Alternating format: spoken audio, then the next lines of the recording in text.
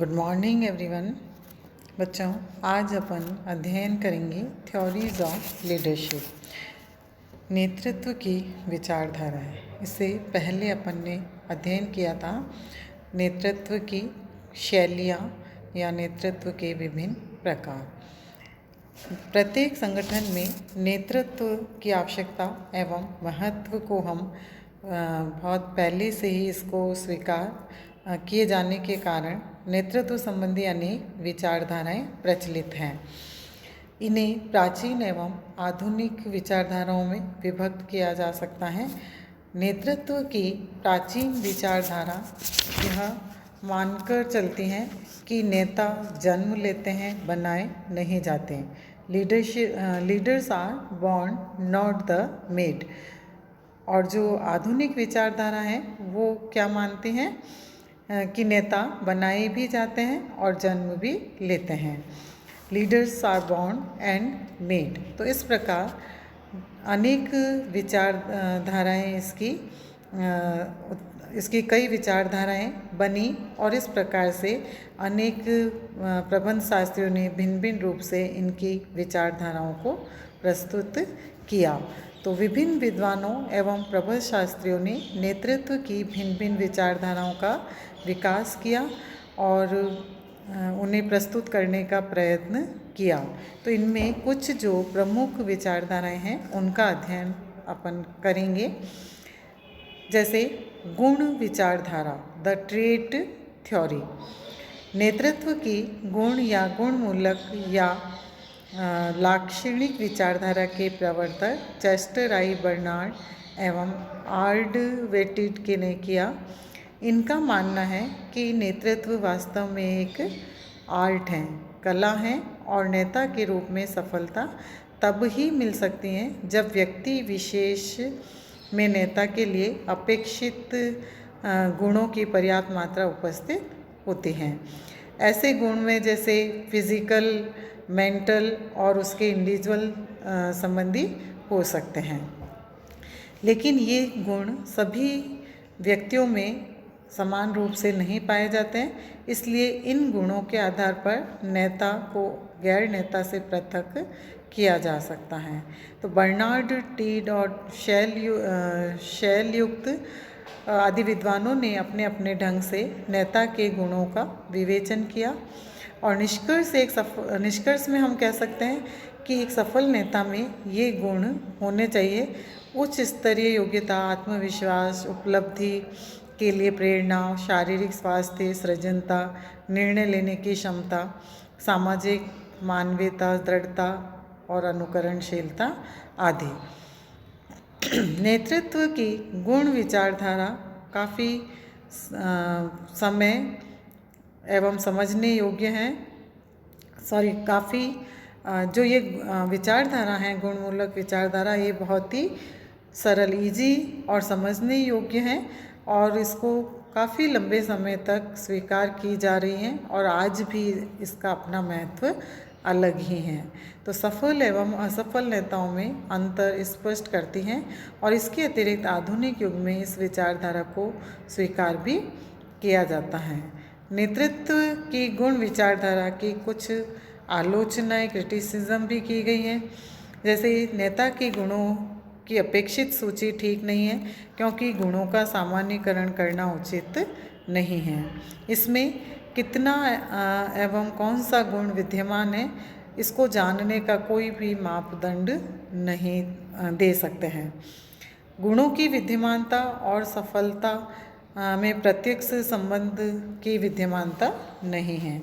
यह विचारधारा अनुयायियों की स्थिति पर ध्यान नहीं देती है और यह विचारधारा न्याय संगत भी नहीं है क्योंकि नेतृत्व तो नेता, अनुयायी एवं स्थिति का संयोजन, कॉम्बिनेशन है।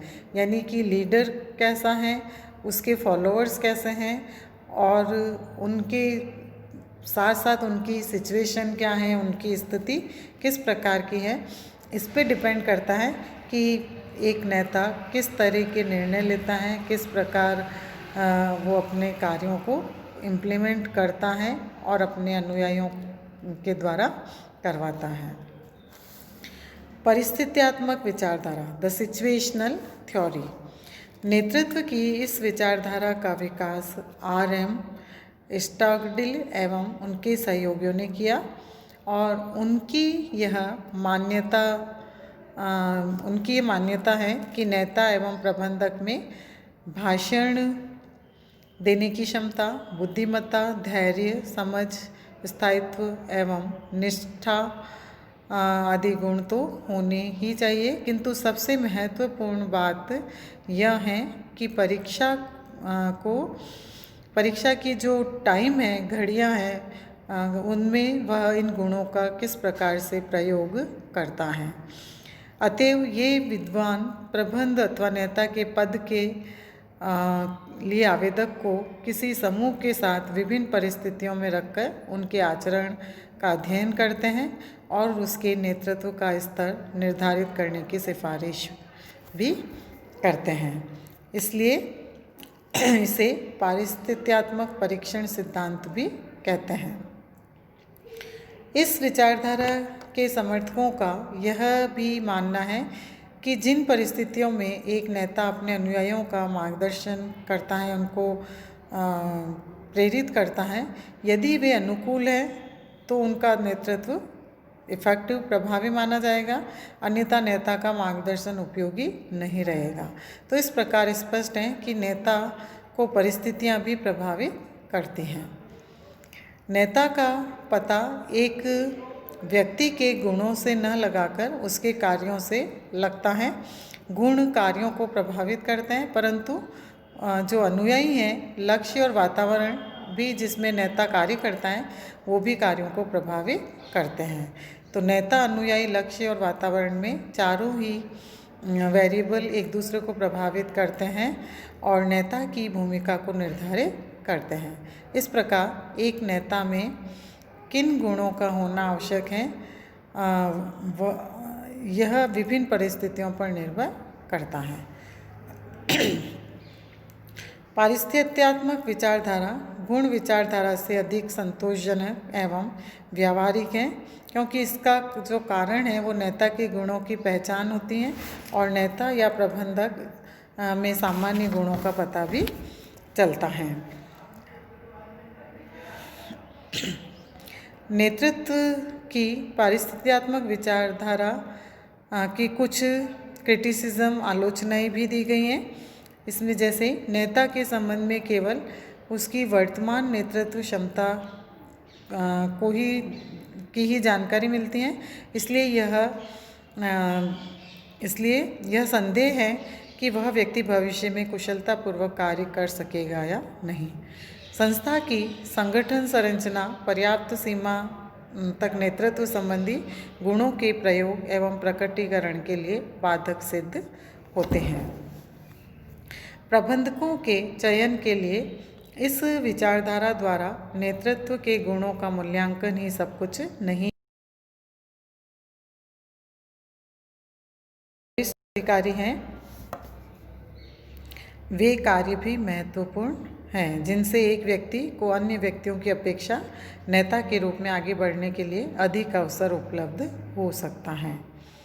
थर्ड जो इसकी विचारधारा है, अनुयायी विचारधारा, द फॉलोअर थ्योरी। नेतृत्व की अनुयायी विचारधारा के प्रतिपादक F.H. सेंसफोर्ड हैं। इसकी मान्यता है कि नेता के लिए अनुयायियों का होना आवश्यक है और अनुयायियों के बिना इनका अस्तित्व भी नहीं होता है। जो व्यक्ति अनुयायियों की आवश्यकताओं जैसे जीवन निर्वाह, सुरक्षात्मक, सामाजिक एवं आत्म विकास आदि की पूर्ति में सर्वाधिक रुचि लेता है, उनको सहयोग करता है, तो अनुयायी उसी व्यक्ति को अपना नेता मान लेता है। अनुयायी विचारधारा की आलोचना की जाती है कि अनुयायियों की आवश्यकताओं को संतुष्ट कर सकने की व्यक्ति की क्षमता का अध्ययन उनके व्यक्तिगत गुणों एवं उन परिस्थितियों जिनके अंतर्गत उसे कार्य करना पड़ता है से पृथक करके नहीं किया जा सकता है। फोर्थ जो इसकी विचारधारा है, महान व्यक्ति विचारधारा, द ग्रेट मैन थ्योरी। नेतृत्व की महान व्यक्ति विचारधारा की यह मान्यता है कि नेता तो पैदा होते हैं, बनाए नहीं जाते हैं। अर्थात एक व्यक्ति जन्म से ही अच्छे नेता के गुणों को विरासत में प्राप्त करता है और वे ही गुण उसे सफल नेता भी बनाते हैं। जैसे महात्मा गांधी, माओ, अब्राहम लिंकन, सिकंदर आदि हैं, जो कि उनको स्वयं के गुण उन्हें आगे बढ़ाते हैं। इस विचारधारा के समर्थकों का कहना है कि नेतृत्व एक आर्ट, एक कला है जिसे शिक्षा प्रशिक्षण द्वारा प्राप्त नहीं किया जा सकता है और व्यक्तियों में जन्मजात कुशलता, महानता, कल्पना शक्ति, निर्णय शक्ति, पहलपन, दूरदर्शिता मिलती हैं, जो कि हेरिडिटरी यानी वंशानुगत चलते हैं। तो इस प्रकार जन्मजात महान व्यक्ति विचारधारा से इनका जो आशय झलकता है वो है कि कुछ लोगों को महान नेता बनने का देवी वरदान मिलता है। ऐसे नेता मानवता के लिए देवी उपहार हैं, क्योंकि इन नेताओं में दिव्य गुण एवं विशिष्टता पाई जाते हैं। इस विचारधारा के अनुरूप नेता बनने, अपने अनुयायियों को प्रभावित करने एवं सफलता पाने के लिए जन्मजात नेतृत्व कौशल आवश्यक एवं पर्याप्त होते हैं। यह विचारधारा इस बात को अमान्य बताती हैं कि किसी व्यक्ति को नेतृत्व करने के लिए प्रशिक्षित किया जा सकता है, लेकिन नेतृत्व गुणों को शिक्षण प्रशिक्षण द्वारा विकसित नहीं किया जा सकता है। इस विचारधारा की कुछ क्रिटिसिज्म भी दी गई हैं, आलोचना भी दी गई हैं। नेतृत्व की यह विचारधारा बहुत पुरानी है, क्योंकि ऐसी प्रतिभा जन्मजात नहीं है, अपितु यह एक अर्जित प्रतिभा होती हैं। इसमें वैधानिक वैधता का अभाव है। यह विचारधारा काल्पनिक अधिक और वास्तविक कम है। आधुनिक, जटिल और परिवर्तनशील व्यवस्था में पैदाइशी नेता के खरे उतरने का इसमें संदेह होता है। नेक्स्ट, व्यवहारवादी विचारधारा, द बिहेवियरल थ्योरी। नेतृत्व की व्यवहारवादी विचारधारा की प्रमुख मान्यता यह है कि नेता का आचरण आदर्श होना चाहिए। नेता अर्थात नेतृत्व का अध्ययन नेता क्या करता है के आधार पर किया जाना चाहिए, न कि नेता क्या है के आधार पर। यदि नेता स्वयं अनुशासन में नहीं रहता और अपने अनुयायियों, अधीनस्थों से अनुशासन में रहने की अपेक्षा करता है, तो उसकी ऐसी अपेक्षा अव्यावहारिक एवं निराधार होती हैं। इस संबंध में R.A. विलियन ने कहा कि एक नेता चाहे मूल रूप से निर्णय लेने वाला हो, समस्या समझने वाला हो, सूचना देने वाला हो या नियोजन करने वाला हो, उसे अपने फॉलोअर्स, अनुयायियों के सामने आदर्श प्रस्तुत करना चाहिए। नेक्स्ट, पथ लक्ष्य विचारधारा, पाथ गोल थ्योरी। नेतृत्व की पथ लक्ष्य विचारधारा को रॉबर्ट जे हाउस एवं T.R. मिचेल ने विकसित किया। इस विचारधारा की यह मान्यता है कि नेता का व्यवहार अधीनस्थों को उस सीमा तक स्वीकार्य होगा जबकि यह व्यवहार या तो उनकी संतुष्टि का त्वरित साधन है अथवा उनकी भावी संतुष्टि में हेल्पफुल है, सहायक होगा। नेता का व्यवहार अधीनस्थों की विशेषताओं एवं कार्य वातावरण की विशेषताओं द्वारा निर्धारित किया जाता है, इसलिए व्यवहार एवं लक्ष्य के मध्य के पथ को नेता द्वारा प्रभावित करने में निहित है। अतः इस विचारधारा का मुख्य जो ध्येय उद्देश्य है वो यह जानने का है कि नेता अपने कार्य लक्ष्यों, व्यक्तिगत लक्ष्यों एवं लक्ष्यों की प्राप्ति के पथ संबंधी सोच को कैसे प्रभावित करता है। यह विचारधारा मानकर चलती है कि नेतृत्व की कोई एक सर्वोत्तम विधि नहीं है, न होने के कारण उचित नेतृत्व शैली स्थिति की मांग पर निर्भर करती हैं। इसीलिए नेतृत्व व्यवहार को 4 भागों में विभाजित किया है: समर्थक मूलक व्यवहार, सहभागिता मूलक व्यवहार, सहायता मूलक व्यवहार और उपलब्धि परक व्यवहार। पथ लक्ष्य विचारधारा की कुछ क्रिटिसिज्म, आलोचना है। यह विचारधारा काफ़ी जटिल है क्योंकि नेतृत्व शैली का मापना अपने आप में ही एक जटिल कार्य होता है। यह अव्यावहारिक विचारधारा है क्योंकि इसके अंतर्गत निष्पादन की तुलना में अभिप्रेरण एवं संतुष्टि पर अधिक ध्यान दिया गया है। कुछ विद्वानों की मान्यता है कि नेता के व्यवहार एवं कार्य संरचना के मध्य संबंध को इस विचारधारा में काफ़ी आसान माना है, जबकि वास्तविकता काफ़ी जटिल है। नेक्स्ट है आदर्शी विचारधारा, नॉर्मेटिव थ्योरी। नेतृत्व की आदर्शी विचारधारा का प्रतिपादन विक्टर ब्रूम एवं फिलिप एटन ने किया। इन्होंने कहा कि नेता को क्या करना चाहिए एवं विशिष्ट स्थिति में कैसे व्यवहार करना चाहिए ताकि आदर्शी मार्ग निर्देशन बिंदु निर्धारित किया जा सके।